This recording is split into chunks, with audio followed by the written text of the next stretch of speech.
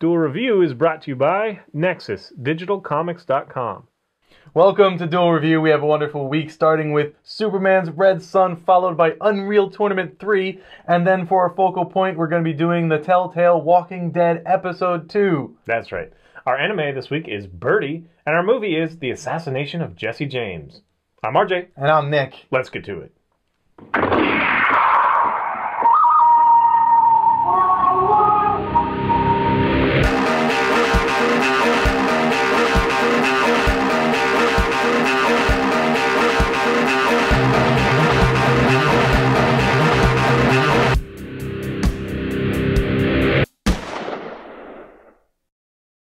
Welcome to Monday, August 13th. It is my good buddy's birthday. Yay! Happy birthday, buddy. Thank you. And today we are doing Superman Red Sun. That's right. Mark Millar, 2003. So we've got it in trade form here. Nick picked it up and was kind enough to let me to read it. And, Absolutely. Was this one that you heard about like for a long time? Yeah, I've seen this around. I've heard about it, and I was just very curious, but I never got around to reading it until now. Okay. Well, it's basically an interesting experiment. What it is, what if Superman was a communist? What if 12 hours, he crashed 12 hours differently and landed on the other side of the planet and was raised under Stalin's communist Russia, what would happen?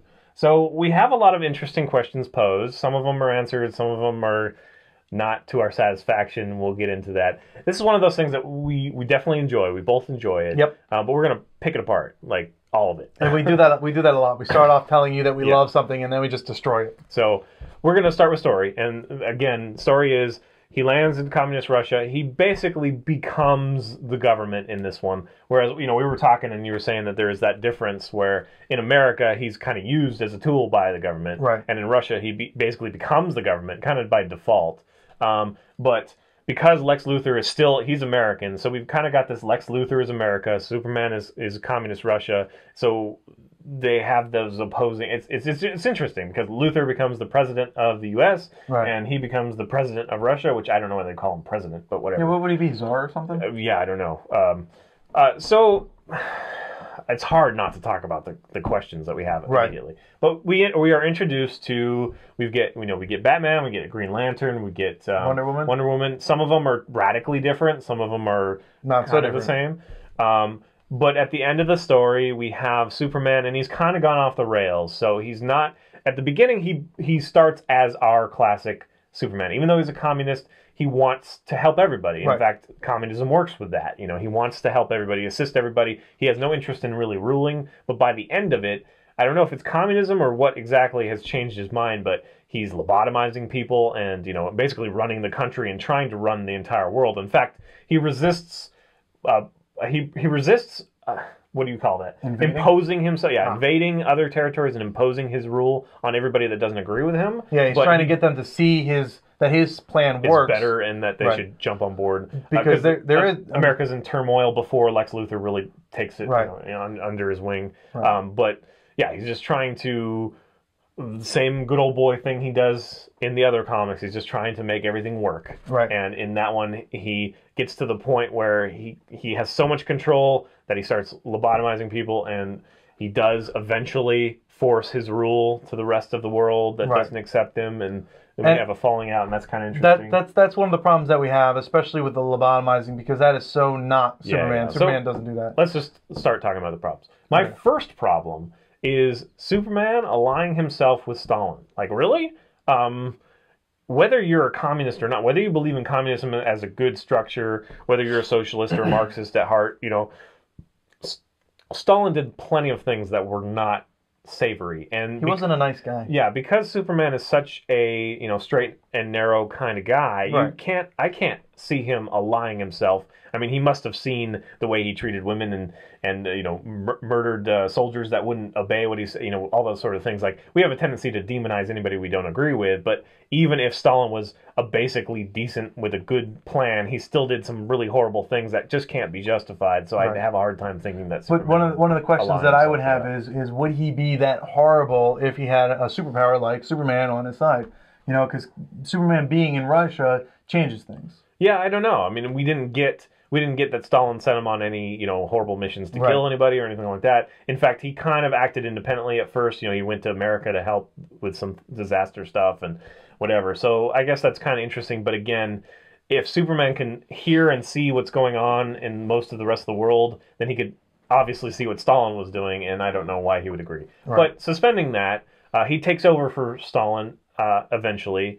Lex Luthor, with a void of Superman in his own country, he becomes more powerful and more obsessed than he is, Right. with Superman there. And Luthor's a He's pretty married interesting. to Lois Lane. Right. Yeah, Lois Luthor now. Lois Luthor. But Lex Luthor is interesting because when Superman is first announced to the public, his first act is to try and destroy Superman. He becomes kind of crazy. In fact, he is very crazy throughout. Well, he's obsessed. Right. I wouldn't call him crazy. In fact, it's kind of one of those things that if you remove Superman, would Luthor be a good person or not? Because I guess we've always kind of had that question. We've had just a little Right. bit of, he does want to help humanity, but he's so obsessed and he's so jealous, kind of thing that it takes over and he does all these horrible things. Right. So we get to see, he becomes the president. He basically makes capitalism work to the point where everybody's happy. And because communism was working so well, Superman helped communism become accepted by most of the world. Yeah, but he also did that by lobotomizing people. That's true. But Luthor was jealous of that or whatever. And so the first thing to do damage to Superman and his reputation is to have a successful capitalist society. Right. So he did that. So everything was hunky-dory, or whatever you would say. Hunky-dunky. And so that's interesting. That's very interesting. And then, but the thing is that Luthor did that just to spite Superman. Right. So all these things that happen that are, whatever, seem well-adjusted or for the better of humanity are basically for him to overpower or to humiliate Superman or whatever. So he's still obsessed with Superman, even though he's on the other side of the globe. Right. So let's start talking about the other characters. We have Wonder Woman, Right. who comes in. And she's pretty straightforward, basically the old Wonder Woman. Yeah, more or less. She is scoring somewhere in the middle, and that does something. And I guess you can extrapolate.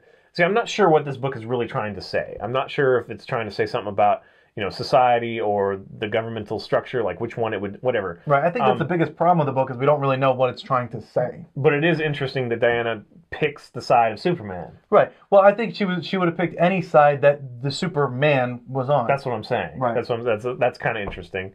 That it's not Truth American Way and all that stuff. It's just Superman. It's one man that convinces her to Right. join. But at the end of it, she's kind of betrayed. There's this whole thing, and so she's kind of against Superman. So that's interesting because that never happened in the other world. Right. The real interpretation, or whatever, the bloodline of this story. And then we get the Green Lantern, which is very interesting because Lex Luthor basically cracks the code of the Green Lantern, and Right. The Lantern Oath or whatever it is. yeah, he still has to use Hal Jordan though because it has to find the pure heart or whatever, and so apparently he found the same guy. Right. So that's a little weird because Hal Jordan acts very differently. He acts like just kind of cannon fodder, stupid soldier, which I don't really like Green Lantern that much, so it's not too desperate to me. But it really is kind of a different. He's fighting out of more like vengeance and.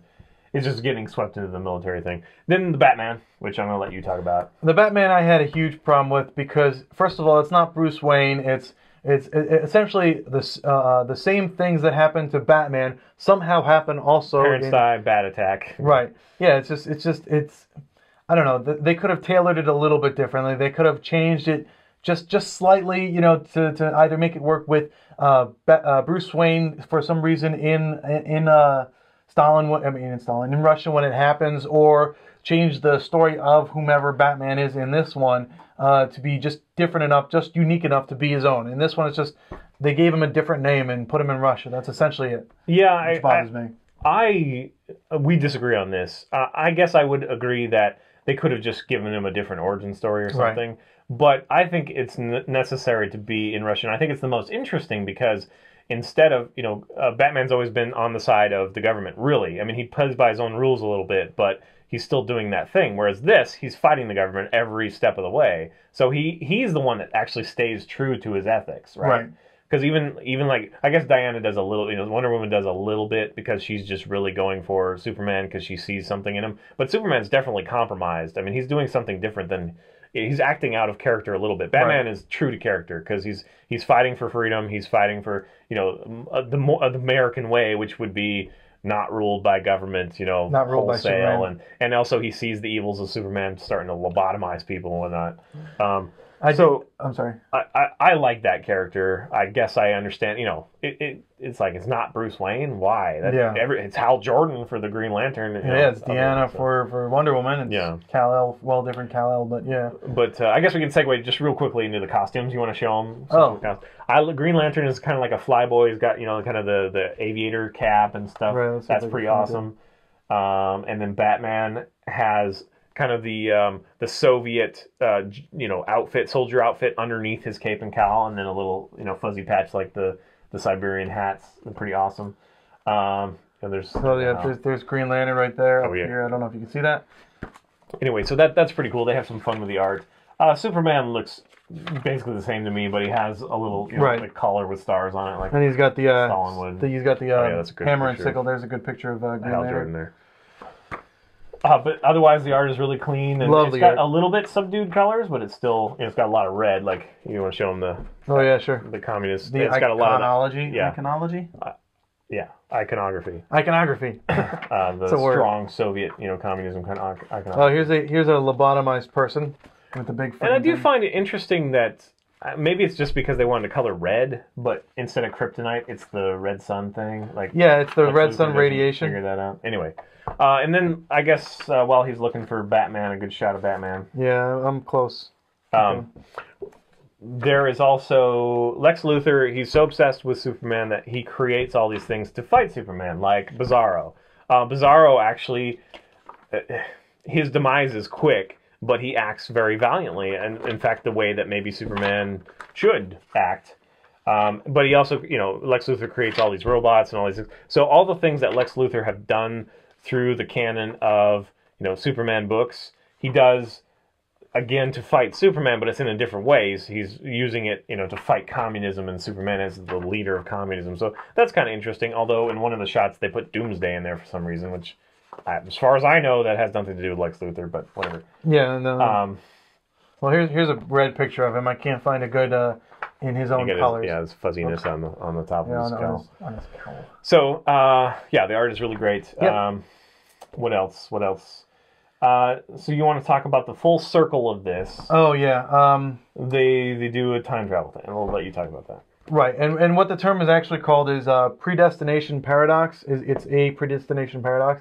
Basically, what happens is a lot down the future, the ancestors of Lex Luthor are witnessing the death of their planet, the planet Earth, which is now being called Krypton, and they send their child, Kal-El, Superman, back in time to Soviet Russia. Yeah, and so that ties him to humanity. Right, and that kind of bothers me a lot because if it never happened in the first place, how can it happen in the,